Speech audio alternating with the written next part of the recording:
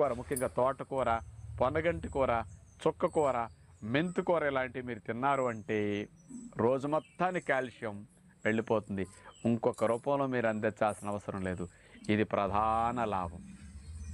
ఇంకొకటి తెలుసా లేదు, ఆకుకూరల్లో న్యాచురల్గా లవణాలు ఎక్కువ ఉంటాయి.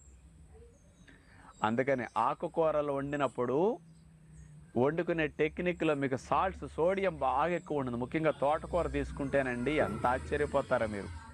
బాడీకి కావలసిన సోడియం 280 మిల్లీగ్రాములండి ఒక రోజుకి కావాల్సింది. అంటే గ్రాములో 4వ వంతు మనకంతే 280 అంటే.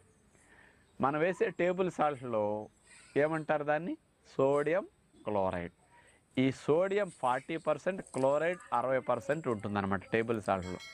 అలాంటి సోడియం కావాలి మన బాడీకి. ఈ సోడియం 280 మిల్లీగ్రాములు సరిపోతుంది. ఒక తోటకూరలో సోడియం